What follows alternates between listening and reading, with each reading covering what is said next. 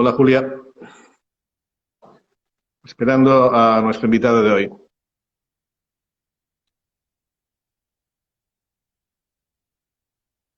Buenas tardes a todos en este noveno episodio de Parlem del Cosmos. Buena tarda, Albert. Oh, bona Hola. tarda. Ves bé? Bé, Fantàstic. Molt bé. Anem a esperar un momentet que encara no són les 7 de la tarda. encara no. Val? Molt bé. Connexió bé? Sí, Molt bé. Bueno, abans de tot, abans de començar, agrair-te que hagis acceptat aquest atrac amb mà armada perquè et vaig trucar abans d'ahir. sí, el dijous sí. Però vaja, estem oberts, entre aquest món estem tots oberts. Si podem, si el temps ens ho permet, doncs poder accedir a aquestes iniciatives que són molt bones. Fantàstic, i t'ho agraeixo sincerament. Aquest temps del Covid estem aprenent moltes coses i una d'aquestes coses és que hem de fer servir aquest tipus d'eines, no? per fer una mica més de cohesió, no? D'aprofitar. Sí, ja que bueno, hi ha moltes coses que no es poden fer com a mínim. No és el mateix, però com a mínim podem apropar-nos a llocs que potser seria més difícil també i encara que no sigui el mateix que presencialment, doncs vaja, s'han de poder aprofitar exacte aquestes eines. I tant que no és el mateix, i tant que no és el mateix. Pues bueno, mira, avui ha funcionat bé. Això és la llei de Murphy. Quan comences ràpid, per si n'hi ha problemes, no n'hi ha cap problema. Vaja, no, l'internet sempre pot fallar, no? Aquestes També pot coses... fallar, sí. Però vaja, esperem que no. No tenim cap tempesta per aquí sobre ni res. Ja han ruixats al nord. La marca nostra no. Molt bé. Bueno, això ja ens parlaràs una mica després, que anirem a parlar una mica també de la teva especialitat, de la meteorologia. Molt bé. Perfecte. Ara on et trobes? A Pujalt, potser? No, a Igualada. He vist que a Igualada. Sí. Ah, Igualada. Ah, molt bé, molt bé. Tota la vida, sí. I quan vaig començar a pujar, bueno, ja vam plantejar fer canvi de lloc, però no, ens mantenim aquí. Hi ha 25-30 minuts de distància en cotxe. I sense gaire tràfic, suposo, no? Sense gaire complicació.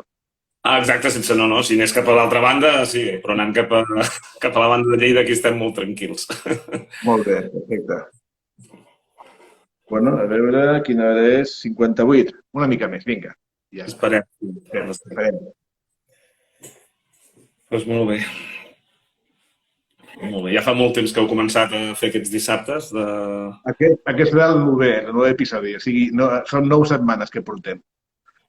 I està resultant més interessant del que pensava, perquè aquest format és molt fàcil per tothom, perquè no tens que preparar res. O sigui, no és preparar una classe ni preparar una observació que tinguis un cel sense núvols, això no tens que preparar res. Una mica és tindre una horeta disponible per xerrar el que vulguis.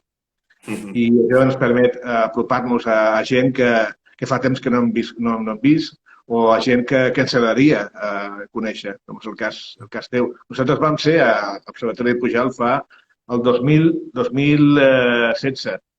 Amb Cosmos vam fer una petita excursió d'un cap de setmana a Torà i vam pujar. I us va passar pipa. Van anar a l'hostal de Jaumet, el Jaumet. Sí, vam menjar molt bé i vam passar molt bé. Molt bé, el 2014 ens vam veure a Igualada, no? Pot ser, sí. Em sembla que aquell dia no hi eres, tu, em sembla. Van desembarcar un munt de gent i ens van deixar un Dobson que tenia allà i em sembla que la persona, no sé si eres tu, ens va fer una petita xerrada. El Josep Maria. Tu. Devia ser el Josep Maria Llana, sí. Mira, diré un detall que t'ajudarà a saber qui era. Un noi que li agradava molt el manga, dibuixar manga. No? Ah, ostres, vale, sí, el Bernat. Ostres. Ostres, però estàs parlant de... Sí, vaja. Bueno, mira, ja podem començar. Benvinguts tots al nou episodi de Parlem del Cosmos. Avui teníem a nosaltres Albert Borràs, de l'Observatori de Pujalt, al Solsonès, al bell mig de Catalunya. Anoia. No hi ha. Bueno, però a prop. Com a mínim estem a prop del centre geogràfic de Catalunya. Si és que n'hi ha un centre geogràfic, no? Sí, estem nosaltres allà. Molt bé, la bandera amb el museu també el museu de l'himne, no? Sembla que també, que encara ho teniu o ja no? L'himne de Catalunya. Això estava quan estava a Veciana, sí. Quan Ernest Guilla estava a Veciana ja tenia aquest museu i després s'havia d'engegar a Pujalt però no es va tirar endavant. Bueno, però teniu una cosa que funciona molt bé, em sembla. Teniu una cosa que és aquest centre de meteorologia i astronomia que funciona molt bé, em sembla. Sí, home, va començar el 2003-2004, però vaja, tenia l'Ernest Guilla, que és el que va muntar a l'observatori, ja venia de tota l'experiència de ben viure, molt a prop d'aquí de Pujalt, a Veciana, a tocar de Sant Guim de Freixenet. I vaja, amb tota la seva experiència, doncs, i després amb la sort que l'Ajuntament de Pujalt va confiar en ell, perquè aquest senyor, doncs, l'any 2000 va tenir que l'Ernest Guilla va haver de marxar d'allà on estava per motius econòmics i Pujalt és un poble molt petit i l'alcalde Antoni de Solà, que malauradament va morir el mes de novembre d'accident, va treure molt amb l'Ernest i que això podria ser un gran atractiu pel territori, a més apostava molt per la ciència i així va començar el 2003 a muntar-se el que és l'observatori i ha estat funcionant a nivell meteorològic amb eines de primera categoria. Tal com deies, és un lloc, vaja, està al centre de Catalunya, però no només això. I per astronomia necessitem estar lluny de la contaminació lumínica i, a més, estem en l'altiplà central, per tant, un lloc elevat és ideal. Evidentment, hi ha llocs més foscos, però dins de la Catalunya central, vaja, és un bon lloc. No? I, vaja, per nivell meteorològic, home, la feina que fem... Donem servei, doncs, en contacte amb el servei meteorològic, però donem servei aquí a la comarca destacable. I ara, els últims mesos, vam engegar amb altres companys l'agrupació de Noia Meteo, que és una xarxa, com totes aquestes xarxes que tenim dins el món d'astronomia, que estem en contacte, i en aquest cas d'aquí per compartir dades de la comarca i vaig anar sumant. Per tant, vaig anem fent feina, sí. Per la gent que no conegui el poble on es troba aquest observatori Pujalt, és un poble molt petit que es troba a la part de dalt d'un petit altiplà, pot ser, a uns 700 metres d'alçada o una mica més? Sí, està a l'altiplà central de Santa Coloma de Queralt, que està bastant més al sud, a la Conca de Barberà, passes cap a la Penedella ja és a Noia, i arribes fins a Calaf. Tota aquesta zona central oest de la comarca de la Noia i també a tocar cap a la Conca de Barberà, que està entre 700 i 800 metres d'altitud. A la Penedella està a uns 800 i nosaltres allà estem a 750. A partir d'allà, si anem una miqueta més al nord, doncs ja baixa una miqueta el terreny i, clar, l'horitzó que tenim allà és perfecte. Tenim el poble molt a prop, això, vaja, tot i així, doncs ara, a l'ampliar el que és l'observatori, vam poder... O sigui, ara tenim com dos espais, el que seria l'observatori astronòmic, que ja ha començat a funcionar els últims mesos i esperem que aquest 2021 vagi entrant en funcionament al 100%, està una miqueta més allunyat. Tot i així apaguem les llums al poble. Sí, me'n recordo d'aquest detall. Teniu ho truqueu, em sembla, no sé com ho feu, si truqueu teniu directament l'interruptor.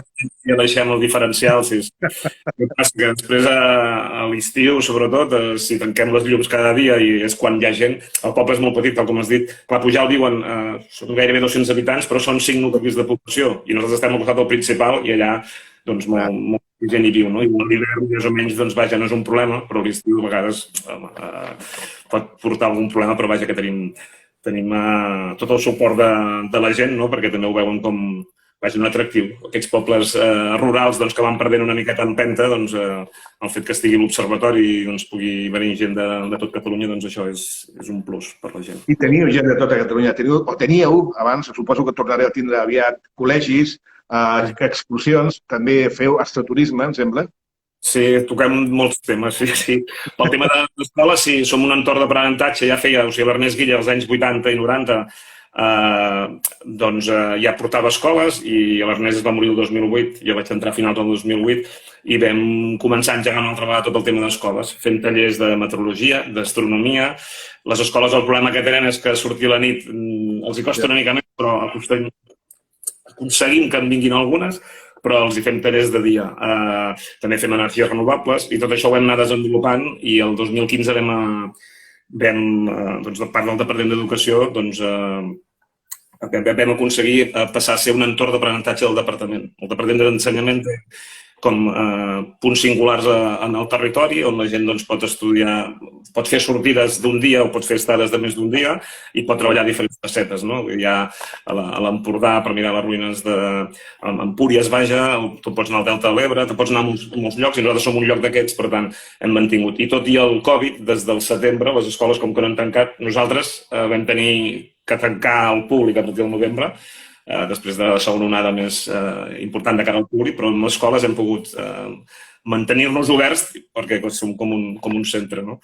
Hem arribat a tenir, vaja, en els últims anys, unes 100 escoles a l'any, per tant... 100 escoles a l'any? 0-0. Sí, clar, per tant, de dilluns a divendres estem treballant. Quan no tenim visites d'escoles, doncs estem en contacte amb elles també perquè els ajudem abans que vinguin al treball, després, amb reunions i vaja, és un plaer, no? Quan t'agrada la ciència i aquesta la pots transmetre i veus que els nanos també et donen molt, doncs això és perfecte. Escolta, has parlat 2 vegades i has mencionat un nom, que és el nom d'Ernest Guille, o Guillé, Ernest Guillé. Aquest personatge és un personatge molt important per vosaltres i per nosaltres també, per Cosmos. Però vull que expliquis tu per què és important. Home, l'Ernest Guille va néixer l'any 1931 i l'any 1948, encara no era major d'edat, amb els seus amics aquesta afició que tenia per l'astronomia va aconseguir fundar la primera agrupació espanyola, primera agrupació astronòmica de l'estat espanyol, vaja. Llavors hi havia agrupacions, però eren vaja, no eren properes a la gent, i en aquest cas l'Ernest Guille va aconseguir muntar l'agrupació astronòmica de Barcelona, que és l'Aster, d'una agrupació que després em sembla que Mataró, quan... No, em sembla el 57 va començar, vau poder ajudar, vau poder utilitzar. L'Ernest va estar, vaja, doncs allà tots els anys que va fer. Després va donar voltes per món i vaja, era un savi i autodidacta i vaja, dins de l'agrupació astronòmica de Barcelona va ajudar a impulsar-ho molt en el seu moment. I després, al final dels anys 70, va acabar aquí a prop de Pujalt, on va muntar l'observatori aquest de Benviure, la masia de Benviure, vaja, a Veciana. Per tant, clar, tota aquella va acumular i tota l'experiència també que va fer màster, doncs d'alguna manera va acabar en aquest primer observatori que va fer a Benviure i després del 2003-2004, ja en els últims 4 anys de la seva vida, doncs el va portar a nosaltres. Sense ell no seria aquest observatori aquí a Pujalt. I em sembla que vaja, també va ajudar que sortissin altres coses per Catalunya. Quina pena que no arribessi a temps de veure aquest observatori. Però bueno, ara teniu el seu bust, la seva efígie, la teniu posada a un lloc d'honor dintre de la sala principal del vostre observatori, de la vostra sala de recepció. Sí. És molt maco. Sí, el 2009. I ell tenia clar, quan l'Observatori de Pujalt comença, els diners s'aconsegueixen com es poden, però clar, muntar el telescopi que ell volia muntar i tot, doncs no van haver diners. Clar, ells van morir de cop, en qüestió de 2 o 3 dies, sense poder transmetre una mica els objectius que tenia, però sí que va deixar coses apuntades i d'alguna manera dels seus registres que va deixar, d'allà vam agafar nosaltres, l'Ajuntament insistint en que havíem d'ampliar la part de l'observatori per fer l'observatori astronòmic que no s'havia pogut portar a terme i el telescopi que vam pensar per aquest observatori astronòmic és el que ens va deixar ell quan hem escrit que volia. No volia un petit telescopi, sinó que volia un telescopi de dimensions considerables. I no va arribar a ser aquest telescopi, em sembla. En aquell moment no, però ara aquest de 2020 justament hem arribat a tenir-lo, ens ha arribat després de molts esforços i ara, les properes setmanes esperem poder-lo acabar d'ajustar del tot. El problema que hem tingut és com el confinament, les persones, els tècnics que havien de venir han tingut problemes, però vaja, el que vol dir és que esperem en els propers mesos poder fer una inauguració com cal de l'Observatori Astronòmic, que és el que voldria ell. Malauradament, tampoc l'alcalde, que és, podem dir, l'altra peça important, l'alcalde Antoni de Solà, perquè junt amb l'Ernest Guilla doncs, ja pogués estar, doncs no hi serà present, però vaja, mirarem també de retre el moment de fer la inauguració doncs, un homenatge tant amb l'Ernest com amb l'Antoni de Solà. Sembla molt bé. Aquest telescopi que aneu a inaugurar és un pedaç de telescopi. És un telescopi de més de mig metre de diàmetre, tinc notícia. Sí. Molt important, que porta a més un telescopi de seguiment i a més un solar, per fer observació solar. Sí, amb aquests hem pogut començar doncs, a fer les primeres observacions i ara ens falta acabar de connectar l'ordinador, acabar de fer els ajustos i perquè pugui servir doncs, per poder fer investigació, que també doncs, algunes agrupacions astronòmiques doncs, ho puguin utilitzar, això ja veurem com anirà també de cara a escoles. Mentre els núvols ens ho permetin, que puguin fer el màxim d'hores a l'any i es pugui treure profit al màxim, no? Perquè el servei públic que volem fer des de l'observatori, doncs això ho tenim clar. Perquè aquesta és la qüestió. Tu no ets astrònom i diguem-ne que l'astronomia no t'ha portat a Pujol, sinó que t'ha portat l'Observatori Meteorològic. Bueno, en el meu cas, jo des de petit ja volia ser meteoròleg, sí. Exactament. I t'has trobat un observatori, però això, diguem-ne, d'afegit. Bueno, d'afegit, jo volia des de molt petit i la ciència ja de petit, doncs, quan ja havia de triar més gran doncs, el que volia estudiar, vaig tenir clar que volia fer física.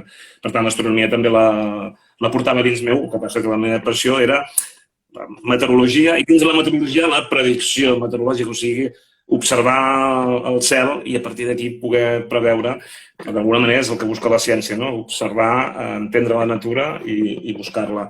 I l'astronomia doncs, també m'agradava. Evidentment, la primera passió era la meteorologia i després dins de la carrera de física doncs, allà vaig poder tenir oportunitat anant a l'ella a fer les primeres observacions i després, sobretot, quan tot això doncs, ho he pogut materialitzar, per molt que vagis llegint i tot, és una vegada arribes a pujar i dius que estic aquí i comences a observar un dia i un altre i vas aprenent tot el cel. La teva tasca tinc una mica d'enveja, perquè em fa molta enveja que tinguis aquesta possibilitat d'estar contínuament en contacte amb la natura, amb la ciència que t'agrada, que t'apassiona, que és la meteorologia i també l'astronomia. O sigui, tens tot a l'abast i, a més, en una població tan petita, tan recollida, tan maca, no? Que et permet tindre, suposo, una qualitat de vida que deu ser bona, suposo. Home, venir a treballar aquí no és el mateix que anar a treballar a Barcelona, sí. He tingut que anar, per dia a dia, doncs, a Barcelona molts anys i evidentment, és molt més relaxat poder sortir a treballar i anar doncs, a pujar que no pas anar cap a un altre costat. No? Quant temps fa que no tornes a Barcelona, Albert? Home, mensualment hi haig d'anar per reunions i això, però clar, o amb altres reunions. Ara no tant, perquè de l'últim any doncs, les reunions totes són telemàtiques, no? Però vaja, un dia o dos se suporta. Cada dia doncs, notes que és un desgast i de fet l'Ernest vaig rescatar fa pocs mesos una entrevista que li van fer de l'any 88 o 89, destacava sobretot això, que el món rural era un món on la gent havia de tornar perquè realment la qualitat de vida no és el mateix que la ciutat. O sigui, ens anem cap a les ciutats, i jo visc a Igualada, soc de ciutat a Igualada, però que era important, no?, per aquesta qualitat de vida. I d'alguna manera ell, quan arriba allà a Veciana, ja no tenia 50 anys encara, doncs pensava passar els 12 anys de la seva vida en un lloc com aquest perquè pensava en això, no?, aquesta qualitat de vida que pots tenir en un espai com aquest. I allà a l'observatori el que comentes, és tenir sort, però clar, no és fàcil, tampoc. Ja. Hi ha un ajuntament i esforços perquè tot això pugui tirar endavant, no? I ara, vaja, també amb l'ajuda del Josep Maria Llenes, que en els últims mesos ha pogut entrar a través de l'Ajuntament, doncs ens està donant un impuls, perquè evidentment totes les coses que fem no s'arriba a tot arreu entre una o dues persones. I bé, amb l'Agrupació Astronòmica de la Noia doncs també hi tenim contacte, però vaja, de fet la vam crear fa 12 anys, però vaja, que costa una comarca com la nostra poder aquí de gent, perquè després, vaja, tots tenim les nostres coses al dia a dia. la tradició d'agrupacions a Catalunya és important. Tenim moltes agrupacions. Tenim agrupacions per tot el territori. Però costa moltíssim agafar aquestes agrupacions i unir-les i fer una federació o fer una agrupació. És molt difícil. Suposo que és per el nostre caràcter, una mica individualista, em sembla, no? Una mica orientat a la nostra feina. Però penso que és un treball que tenim pendent. Aquestes iniciatives com la vostra, posar-nos en xarxa, això és el futur. Perquè vosaltres ara, estament a la vostra càmera, tenia una mica de cel ennuvolat. Però potser un senyor de Lleida ho té net. Exacte. Home, penso que sí. La ciència, si cada científic treballés només per ell i no compartís les seves investigacions, doncs, vaja, i llavors penso que hem d'aconseguir el 2014, que vam aconseguir fer la primera trobada d'agrupacions astronòmiques aquí a Igualada, semblava que havíem de fer aquesta xarxa més en contacte, però després esperem poder-ho engegar alguna vegada. Nosaltres vam ser aquesta primera trobada amb molta il·lusió. Tu te'n recordaràs perquè vaig portar un gosset que tinc encara aquí, que vaig disfressar de cosmonauta, que tinc per aquí. I amb molta il·lusió. A l'any següent, això, Laika. A l'any següent, res. I d'altres iniciatives. Vam fer una altra iniciativa també aquí al Montseny, també, precisament amb Josep Maria Trigo, que ets una de les persones que esteu col·laborant amb aquest nou projecte, que ja parlarem també després. I també amb molta il·lusió va durar un any i mig, perquè es va tornar a fer l'any següent, però ja no es va tornar. I costa moltíssim donar una continuïtat a aquests actes o a aquests simpòsiums, congressos, el que vulguis.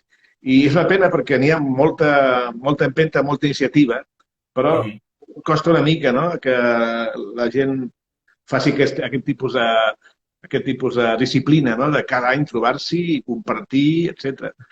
Però, bueno, encara som joves i encara ho podem aconseguir. S'ha d'anar insistint. S'ha d'anar insistint. Aquí a la comarca de l'Anoia, que és la nostra, no som molts habitants, però vull dir que hi ha gent, hi ha afició com a tot arreu, i és qüestió de dir, bueno, perquè l'agrupació aquesta tingui una miqueta més aconseguir ajuntar aquesta gent d'alguna manera algun dia, i després a nivell de tot Catalunya, doncs, cadascú té les seves especialitats i cadascú pot aportar alguna cosa, vaja, no?, per l'agrupació, per l'astronomia aquí a Catalunya. I tu com veus el futur de la divulgació científica? És a dir, n'hi ha futur per la divulgació científica o estem sempre batallant contra els fake news, contra els programes de salsa rosa, contra el futbol? Com ho veus, això?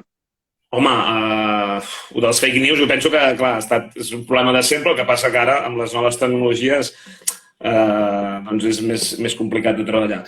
Jo penso que la divulgació científica, els nostres adolescents, els nostres alumnes, els hem d'educar, i penso que es fa aquesta educació, en que sàpiguen quan busquen informació on la busquen, per tant, que puguin saber diferenciar el que és una fake news o no, o quina és la font que està donant allò, no? El problema que tenim ara és que és molt fàcil fer un reenviar amb el primer que t'arriba i sense haver consultat una miqueta la font. I jo penso que el futur ha d'anar amb aquesta conscienciació, aquest conèixer, aprendre a diferenciar les notícies o a buscar-la, a buscar el seu origen, i a partir d'aquí jo penso que ara tenim molts mitjans, no? Estem fent servir un mitjà que fa uns anys enrere no teníem, no?, que pot ajudar a fer aquesta divulgació científica, no? Llavors, hi ha unes persones que són referents i altres que no són tant. Per tant, és veritat que davant d'alguns programes de salsa rosa o davant del futbol, doncs potser la ciència a vegades costa més, però hem de ser tossuts i anar insistint. I vaja, els avanços que hem tingut són per això. I ho dic també a vegades amb els companys observadors meteorològics, que estan una miqueta pessimistes en el sentit que la tecnologia ens està substituint a l'hora de fer observacions, que hem d'anar, sobretot, a insistir molt amb els joves, els més joves, les escoles, que s'està fent feines ara, s'està canviant molt les metodologies a les escoles, doncs insistir en que obrin els ulls, no? Que el problema que tenim a dia d'avui, que només fem servir la tecnologia i llavors no obres els ulls, no? I la nit, allà en el cel, hi ha moltes coses que ens poden obrir moltes preguntes i ens poden donar respostes de moltes coses que no entenem, no? Abans d'anar a mirar un vídeo sobre el Big Bang, no?, que vegin les constel·lacions i que el vagin observant i que vagin veient com Big Bang. Escolta, Albert, tu tens dos nens petits. Sí. que igual surten per aquí. Ja esteu acostumats. De fet, ens agrada, no? Perquè això és una intimitat més que ens agrada tindre, no? La gent que parlem. Perquè també som conscients que s'estem ficant dintre la teva intimitat. Allò és una mica atrevit. Llavors ja volem que estiguem molt relaxats i que aquí també tinc gent per aquí caminant, no passaria res. El que et volia dir és, tu tens ara dos nens petits, tu ets científic, tens al teu abast, la banda és el coco. Són molt petits, són molt influenciables i tu tens la possibilitat de que creixin, s'eduquin amb una percepció del món o de la ciència. T'agradaria que fossin científics quan siguin majors? Jo, la veritat, que com a pare, jo prefereixo que siguin el que ells volen ser. I que no vull és que estiguin influenciats per mi. Ells, evidentment, em veuen a mi fent coses molt estranyes a vegades, no? Els meteoròlegs a vegades ens aixequem a les 2 de la matinada i sortim a veure què passa. Però vaja, jo puc transmetre la meva manera de ser, de veure el món i aquesta curiositat, i el que vull despertar és la curiositat. I si aquesta curiositat els hi desperta, doncs, per estudiar ciència, bé, ara el gran diu que vol estudiar pedres, que vol estudiar geologia, però el gran té 11 anys. Però vaja, el que sí que, bueno, aquestes ganes d'observar les tenen, no? Però a partir d'aquí, el fet que facin alguna branca científica o no, o facin una altra cosa, l'important és que puguin fer el que a ells els agradi i bueno, ja el temps dirà. De fet, en pocs anys ja anirem veient cap on van els trets. Bueno, jo suposo que, evidentment, tot pare i tota mare el que vol és que el seu fill i la seva filla siguin feliços i que facin el que vulguin, però dintre nostre, ja al fons de tot, ostres, si aquesta personeta fossi un investigador, no? Fossi una persona que avancessi amb la recerca, no? Amb el coneixement de la natura, ostres, quin orgull, no? Per un pare haver sigut capaç de fomentar en aquest petit aquesta curiositat. Això que tens l'oportunitat en aquests nens, de fet, ho tens en tots els nens que us visiten, aquests col·legis, aquests 100 col·legis anuals que us visiten. Qualsevol d'aquests pot tornar-se un dia un personatge que protagonitzi una revolució científica o un avançament important en qualsevol camp, no només l'astronomia, la biologia, a qualsevol altre camp d'enginyeria. Els alumnes, vull dir, nosaltres que treballem, els meus propis fills, vull dir que ells parles amb ells i tot, i a vegades, de cop i volta, t'il·luminen amb alguna idea que han tingut d'ells. O sigui, que tu series incapaç de veure-la i d'alguna cosa, algun experiment que fem per ensenyar algun fenomen meteorològic o que sigui. I això ens passa també amb aquests 5.000 alumnes que ens passen a l'any, aquest feedback que tenim. Despertem moltes preguntes amb ells, però ells a vegades et fan preguntes que dius, un nen de 7 o 8 anys, sobretot molt per astronomia, vull dir que sembla mentida que un nen de 7 o 8 anys pugui fer preguntes profundes a vegades d'astronomia, però vull dir que ens alimenten a nosaltres també. I el que comentaves de la xarxa, clar, el fet d'estar en xarxa, de parlar, d'estar en contacte amb molta gent és el que fa que sumem, no? Vull dir que si estem separats no ho podem fer. Per tant, amb la canalla això és molt important. I en aquest experiment tu fas aquestes dues tasques, el meteoròleg i també l'astrònom. O sigui, si ensenyes, fas experiments fins i tot de física, suposo, de líquids, gasos, de tot. Sí, la part, vaja, jo com a físic, quan feia les meves classes de física ja anava molt cap a la meteorologia o l'astronomia. Vull dir, això, i cadascú dintre de les seves facetes. No? Llavors els experiments que fem sí, són molts, però són petites demostracions, vull dir, coses que es poden fer a casa i que també animem, per exemple, els professors a que puguin... Vaja, el cap i el fil que fa el científic moltes vegades és fer com un model per entendre allò que està estudiant.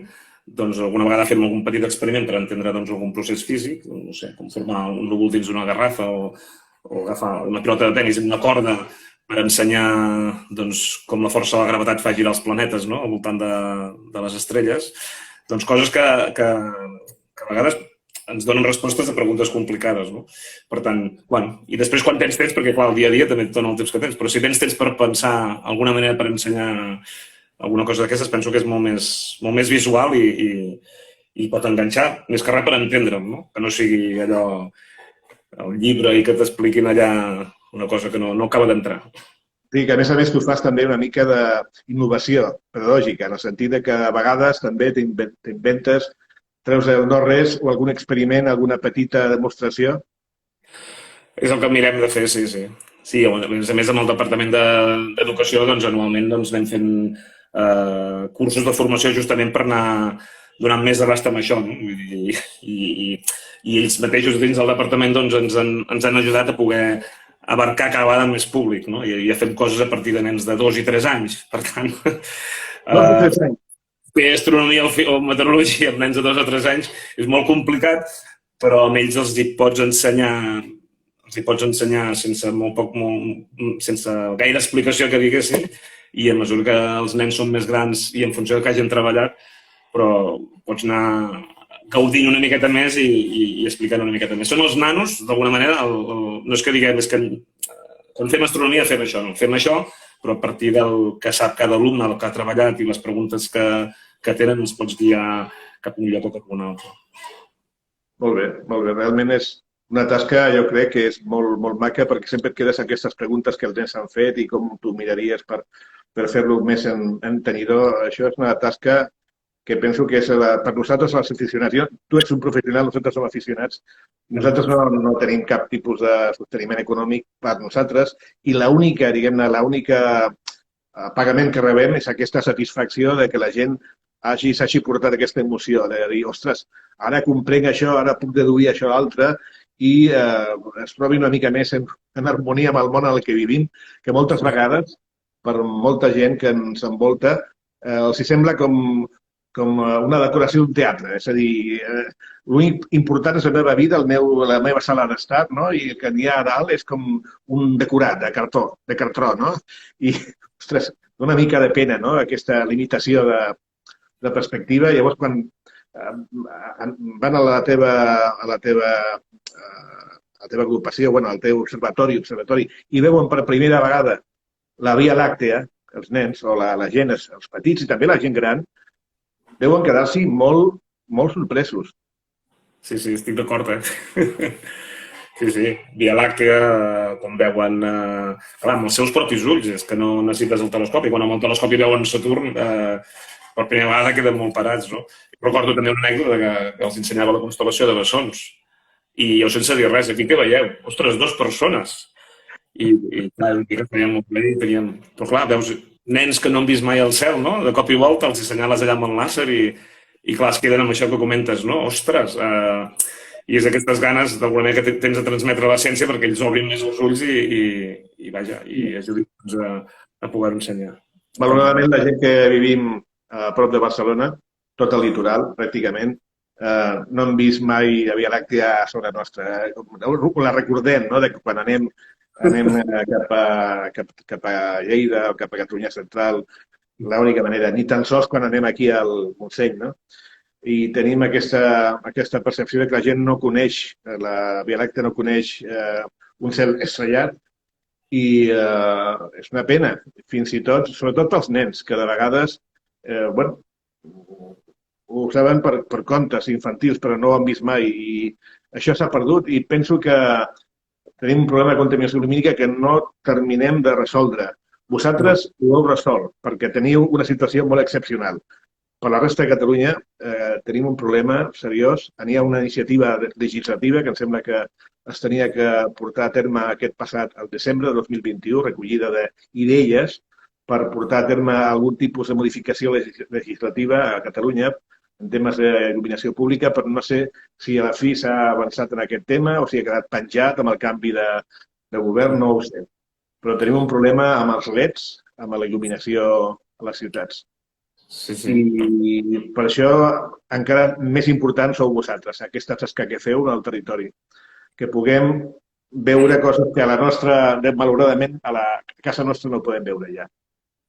Sí, no, per això aquest problema de contaminació lumínica, no sé, s'hauria de...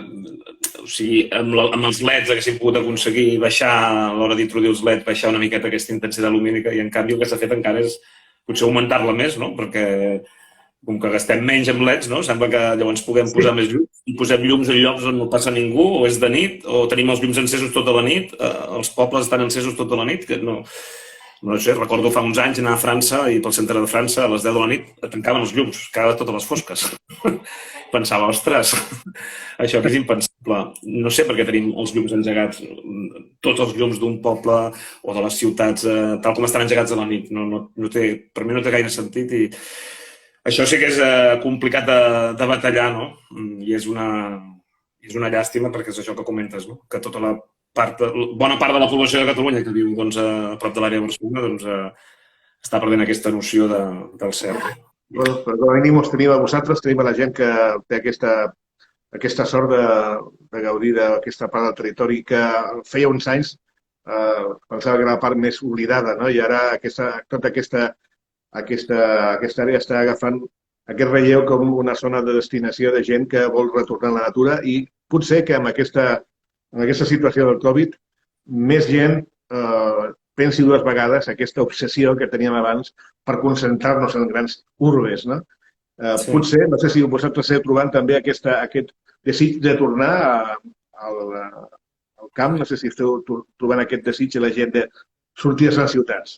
Nosaltres a l'estiu, nosaltres amb la primera onada de la pandèmia doncs vam tancar com a tot arreu, però llavors vam reobrir l'estiu amb mesures i sí que a l'estiu, aquí tenim molt turisme rural, però es va veure que arribava l'estiu, tot el tema del turisme rural aquí es va omplir i la gent tenia ganes de fer activitats i de sortir i tenir aquest contacte, però com mai. Abans la gent venia aquí s'escapava de la ciutat per anar a una casa rural i quedar-se tancat a dintre i no fer res.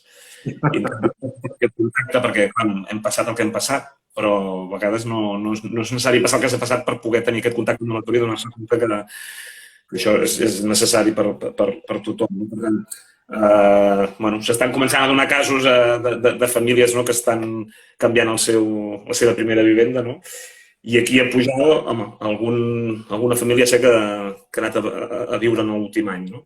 Que d'alguna manera també és el que es vol, no? Que aquests es puguin mantenir, no? Que hi ha alguns joves, però clar, els pocs joves que hi ha potser no poden mantenir a la llarga el poble, no? I això passa en moltes altres zones rurals a Catalunya i és una llàstima perquè el nostre territori doncs, no són només les ciutats, sinó que sobretot aquest món rural que ens fa una Catalunya. Quan traverses Catalunya transversalment d'est a oest, pots arribar de vegades a conduir un parell d'hores sense veure una sola llum d'un poble. O sigui, tenim un territori molt ampli, molt poc dens, molt poc habitat, i tenim aquesta enorme concentració al litoral, no? Concentració a Barcelona, a l'àrea metropolitana, al Maresme.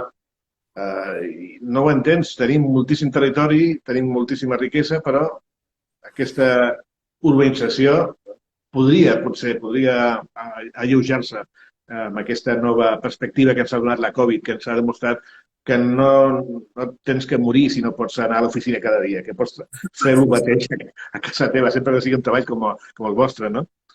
Sí. Amb els serveis, a vegades el que passa és que els serveis es concentren tots en una zona i és el que fa que la gent doncs, vagi més cap allà. No? O sigui, si penséssim més una mica en tot el territori, que a vegades costa una mica, això potser canviaria. Però jo penso que aquesta experiència de l'últim any, hi ha molts treballs que han canviat, no? Que es fa molt més teletreball ara i que molta gent està començant potser a tornar cap al camp. No sé si això serà una cosa provisional, però en el futur jo penso que moltes feines seran no com ara d'estar 8 hores doncs, en un lloc de treball, sinó que són projectes que fas en diferents moments del dia i que penso que això pot ser una sort per tornar a repoblar una mica part de una mica oblidada.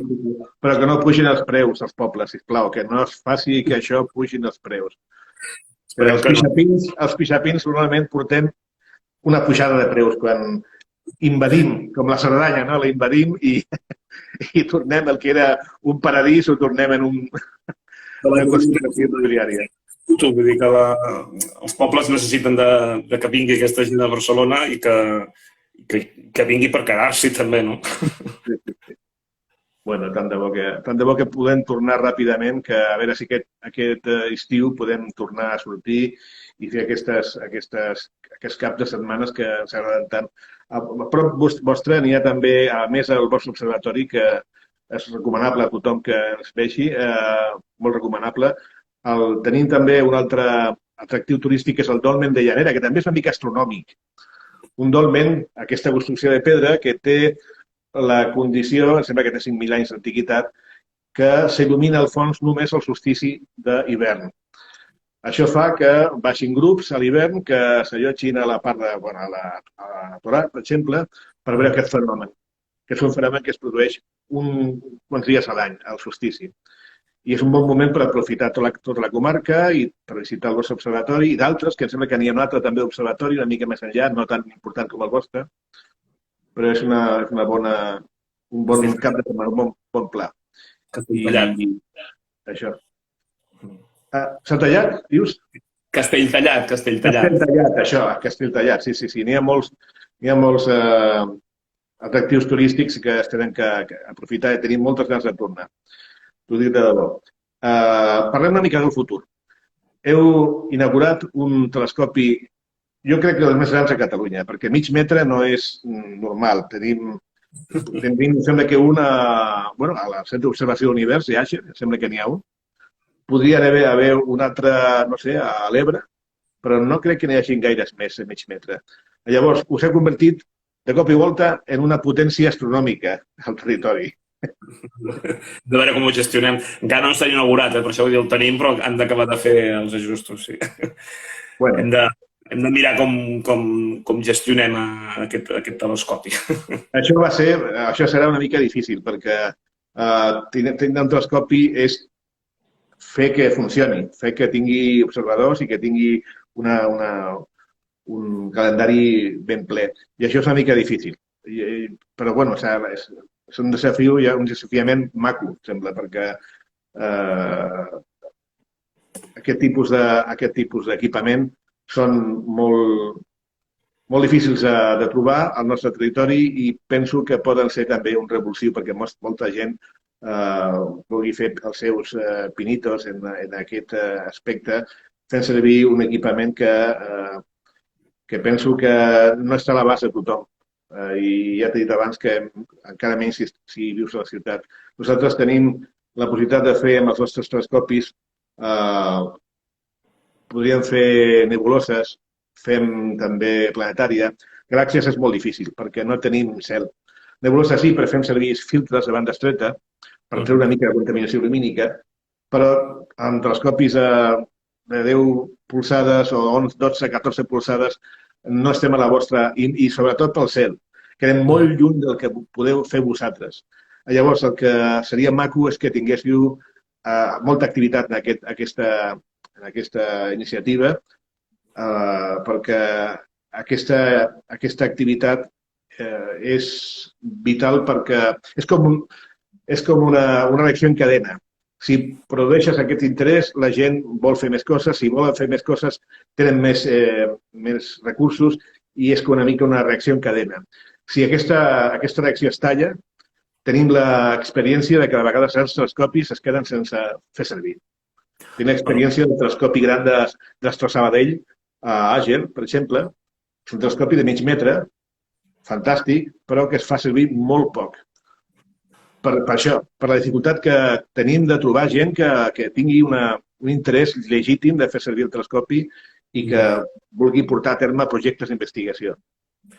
En el nostre cas, com que toquem tantes branques, és això, el difícil serà poder ordenar-nos tots, però ja des d'escoles, però també amb universitat, possibilitats que estudiants de física puguin utilitzar-lo, agrupacions astronòmiques, nosaltres mateixos,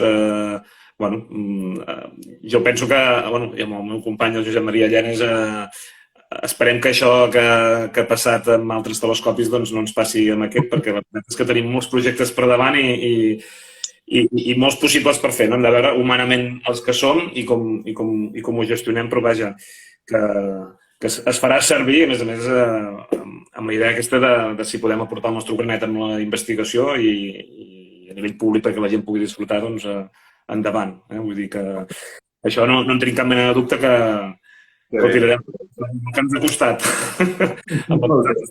I tots els esforços que hi ha hagut, ara anem a tot. Tant de bo que tingueu tota l'ajut de la gent que té experiència en aquest camp, que es necessita, perquè es necessita tindre experiència en el camp no només de l'electrònica, també de la programació, per la programació de tasques, el telescopi, automatitzar-lo a la mida possible, perquè si no està tot automatitzat serà molt difícil treure-li partit. Perquè si són només dues persones, tindria una capacitat d'observació molt baixa. Si no es robotitza i es dota el telescopi d'un sistema que es permeti gestionar les sol·licituds de treball, ho serà una mica difícil i per això necessitareu ajuda. I tant de bo que la tingueu, tant de bo que tingueu recolzament, no solament monetari, que és important, evidentment, és vital, però també de gent que vulgui donar-vos el seu recolzament, el seu temps també, per tirar endavant aquest projecte.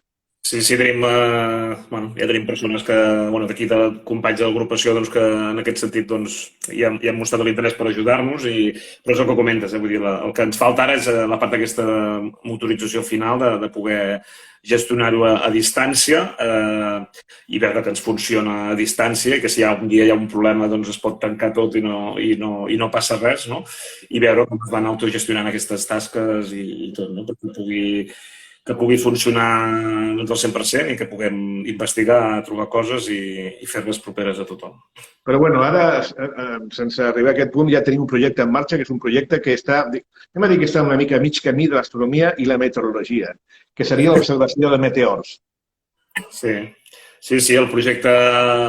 el company, el Josep Maria Llenes, que he parlat una mica ja, parlant amb Josep Maria Trigo, va veure viable que podíem posar una càmera per mirar el cel de la nit i fer observació de meteors, d'estels fugaços i de bòlids, però clar, de dia també ens permet poder veure tot el cel. Llavors, com que nosaltres tenim aquest horitzó tan net, amb una càmera específica i amb una lent que permet veure els 180 graus per veure tot el cel, al llarg de la nit anem registrant amb una fotografia de 30 segons d'exposició i una darrere l'altra tenim tot el registre de la nit amb la idea de captar estels fugaços, bòlids i això amb una xarxa que hi ha en altres punts de l'estat espanyol.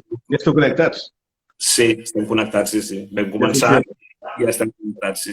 I amb el Josep Maria Trigo és el nostre contacte, vaja, i el Josep Maria Llenes, de fet, està ja amb aquesta xarxa i quan hi ha algun avís d'algun bòlid, anem ràpidament a buscar-ho. I ara un company de l'agrupació astronòmica està començant a muntar un sistema que ens pugui automatitzar el fer el registre de tota la nit. El Josep Maria Llenes ara el que fa a primera hora del dia és mirar tots els fotogrames de la nit així ràpidament, a veure si hi ha alguna cosa estranya.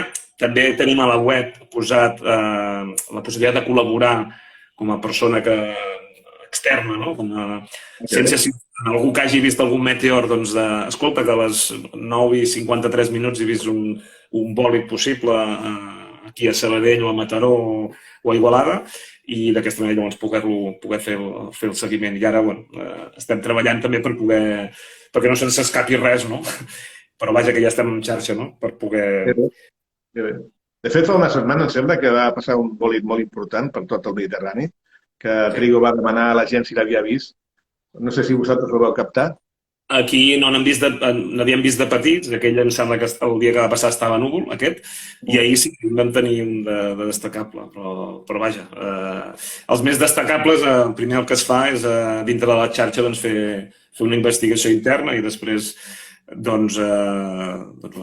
fer-ho públic. I els més petits, de fet, les imatges es poden consultar cada dia al matí, quan ja surt el sol, es pot consultar tot el vídeo en un minut concentrat a tota la nit i qualsevol persona pot veure a la nostra pàgina web el registre que s'ha fet.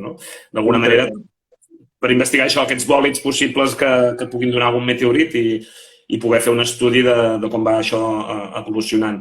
I junt amb el telescopi potent que tenim, doncs aquest telescopi potent ens podrà ajudar també dins d'aquesta xarxa a descobrir algun asteroide que puguem veure què fan. Per tant, vaja, per aquí tenim un camí, però tal com dius, aquest projecte econòmicament ha costat menys i amb temps hi ha hagut d'invertir un temps amb el Josep Maria Llenes, però vaja, ja està en funcionament al 100%. I a més, això, amb l'activitat aquesta ciutadana, també amb les escoles que ens visiten ho ensenyem i també d'alguna manera poden veure com el cel a la nit va movent-se al voltant de l'estrella polar. Tenen les imatges cada dia.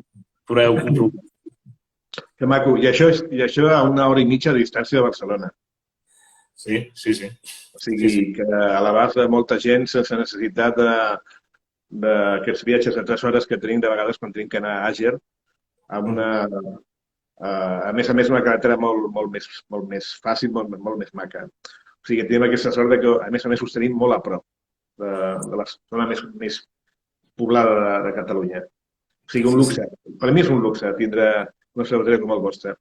I a veure si podem donar-li encara més projecció amb tota l'empenta que esteu donant-li a tants projectes que esteu fent de divulgació, de meteorologia, de bòlids i meteorits. Què més teniu al cap? Teniu alguna idea més? Bueno, van sorgint, o sigui, dins a nivell meteorològic hem dit que vam fer aquesta xarxa a nivell de la comarca, que aquesta doncs la volem anar potenciant, que també l'hem portat a escoles. A nivell astronòmic, projectes com aquest Alpha Sky també d'alguna manera ens ajuda a que les escoles s'animin i després també el públic en general. Pel tema de les energies renovables tenim un parc eòlic molt gran. Això, sí. Sí, això també hem fet nosaltres una mica de didàctica, d'investigació, però potser en els propers mesos posem algun tema d'investigació també al voltant de les energies renovables aquí. Ha sortit, per tant, anirem veient perquè al poble també els hi van sortir moltes iniciatives per fer atractiu tot el món de les energies renovables i l'entorn natural, i a nosaltres moltes vegades ens porten... Els ajudem en aquest sentit i hi ha algun projecte al voltant d'això. No podem acabar de desvelar encara, vull dir, ho veurem els propers mesos. Aquest parc eòlic que tenim nosaltres al voltant, que el fem servir per ensenyar i acostar aquest món, ho relaciona tot amb la ciència, no? Al cap i a la fi la ciència és el que ens podrà treure d'aquest embolic que ara tenim aquí amb el consum de fonts no renovables, com podem aconseguir aquest equilibri amb la natura, com podem obtenir els recursos de la natura d'una manera que no s'esgoti, no? I penso que també mirem de transmetre-ho amb aquests tallers que fem i vaja. De fet, aquí també tenim, a part del parc eòlic, tenim un molí que és el primer molí cooperatiu de l'estat espanyol. Per tant, tota l'estona anem a parar al mateix lloc. És un molí que s'ha pogut aconseguir a partir de l'aportació de 615 persones, entitats, que han ficat diners per un aerogenerador. Un molí de vent o quin tipus de molí? Un aerogenerador, sí, de vent, sí, eòlic. Un aerogenerador de gairebé 150 metres d'altitud. De quant? Gairebé 150 metres d'altitud. 150 metres d'altitud? Mare meva. 150 és el màxim legal. Per temes d'aviació no es poden fer més grans els molins, com a mínim ara, a dia d'avui. El parc eòlic ens porta algun problema per tema de llums, perquè hi ha llums que han d'estar engegats tota la nit pel tema astronòmic, però tampoc ens molesten tant. Doncs, que ho comentava això, perquè anem una miqueta amb la idea aquesta de xarxa, que es poden fer moltes coses i quan ens unim tenim més força i més potència. No sé, esperem que les grans empreses o els governs ens treguin de segons quins problemes, a vegades ajuntar-nos nosaltres poden fer molta feina. 150 metres, això és un senyal generador. Sí, 90 metres fins a l'altura de l'eix de les pales i després unes pales de 50 metres. Això és senyal de molt lluny, molt abans d'arribar. Sí, vaja. El parc eòlic aquest que tenim aquí es veu de bastants quilòmetres a banda i banda. A part que hi ha molts altres parcs eòlics que es veuen bé i fan... Però aquest està una mica, és un molí aïllat, aquest que teniu cooperatiu. Sí, l'altre, diguéssim, tot l'altre parc eòlic està tot connectat a una subestació i aquest va directament a la xarxa no d'alta tensió, sinó de mitjana tensió, quedant-se per allà. Però vaja, que amb aquest molí, evidentment, aquestes 615 persones no són totes de Pujals, són de tot. Catalunya està aquí perquè hi ha el parc eòlic i també les persones que van començar a impulsar el projecte tenien contacte amb Pujal. I reben aquesta electricitat i això produeix estalvis, no? La factura de llum, suposo.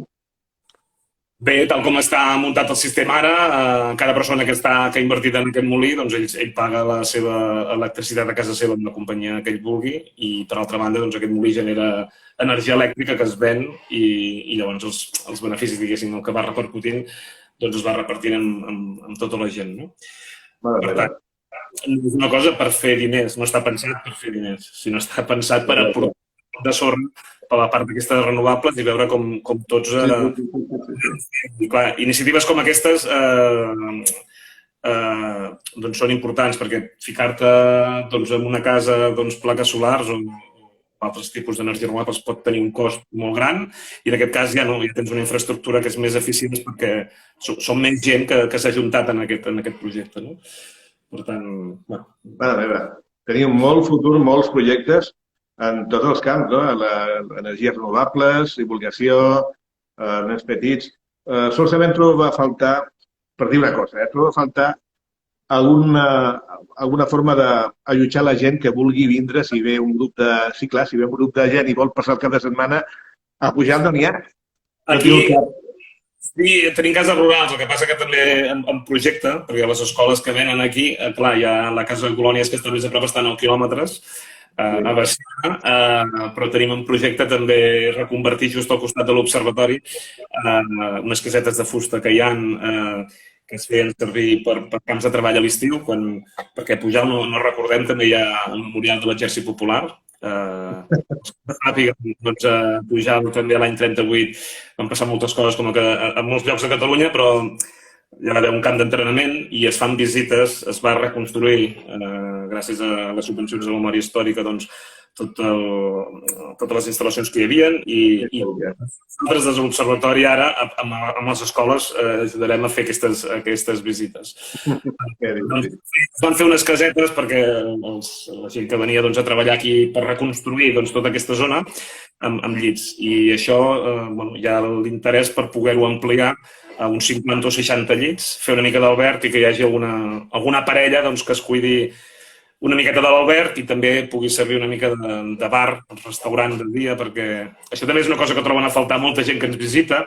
No per anar a fer un cafè, ens el poden fer nosaltres a la màquina, però buscar un bar, això sempre els hi has de recordar. No hi ha cap bar, si voleu venir a la nit a observar el cel, doncs tenim restaurants aquí molt a prop que col·laboren amb nosaltres, que s'hi pot anar, però el mateix Pujalt per tant, això és un projecte, penso que és important perquè per la vida social aquí a l'estiu sí que hi ha la piscina que durant el dia tenen un pla de social important, però clar, a part d'això no hi ha res més. Per tant, el dia que aconseguim això, aquesta petició que demanes, doncs ja la tindrem just Ja no puc dir res més. Escolta, tinc unes ganes terribles que s'acabi aquest confinament i poder anar i poder visitar tot això, perquè de veritat que ho recomano a tot el món. Bueno, Albert, m'ha agradat moltíssim parlar amb tu. Sobretot, torno a repetir que tenint en compte que et vaig agafar un parell de dies enrere, no em coneixíem de res, l'un a l'altre, i va ser molt amable dient que sí, o sigui, agafant aquest repte, sense tindre tampoc experiència en Instagram, a més. I, bueno, només tinc paraules per tu d'agraïment per aquesta xerrada, aquest esforç que has fet d'estar amb nosaltres aquest dissabte a la tarda. Aquesta gravació d'aquesta xerrada, que forma part d'aquests episodis, ara quan terminem queda gravada al nostre plana d'Instagram, però també la pugem al nostre canal de YouTube, per referència futura, perquè ens riurem dintre d'uns anys quan tornem a veure aquesta xerrada, tot el 2021. Espero que ens puguem riure, espero, no? Esperem, sí. Que no diguem, ostres, no sabia dels que els hi venia a sobre. Bueno, espero que sigui. Que sí, que això canviï, que les agrupacions es puguem tornar a trobar i que puguem tenir un punt de trobada d'algunes agrupacions astronòmiques. Mira, nosaltres aquesta és una primícia que et dic a tu, perquè ho he parlat aquesta tarda amb els companys. Amb d'altres observatoris privats de Catalunya, observatoris, diguem-ne, d'amateurs pro, de nivell de pro, anem a fer una transmissió en directe d'una activitat astronòmica que es diu una marató Messier. Una marató Messier és observar tants objectes Messier com es puguin. N'hi ha 110, teòricament, però mirarem els que puguem. I perquè això tingui una mica més de probabilitats d'èxit, ens repartirem l'observació mitjançant la xarxa. Uns observatoris fan una cosa, d'altres. I a ti no t'he dit res perquè sé que teniu el telescopi encara esteu, diguem-ne, esteu posant en funcionament, Però ja us agafarem l'any que ve. Ja us agafarem perquè sou una peça fundamental per a aquest tipus de coses. A veure si podem fer una altra trobada, que es va fer molta il·lusió, a la que vam fer ja fa moltíssims anys, però si no tornem a fer serà com si no poseu una gota d'aigua en un desert, no servirà per res.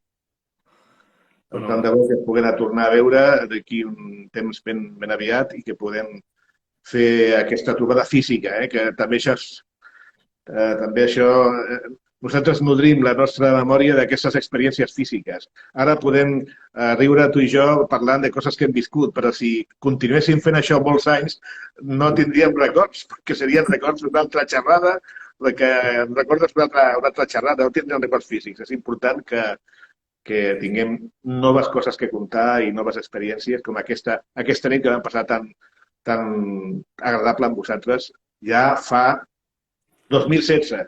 O sigui, ja fa uns quants anys.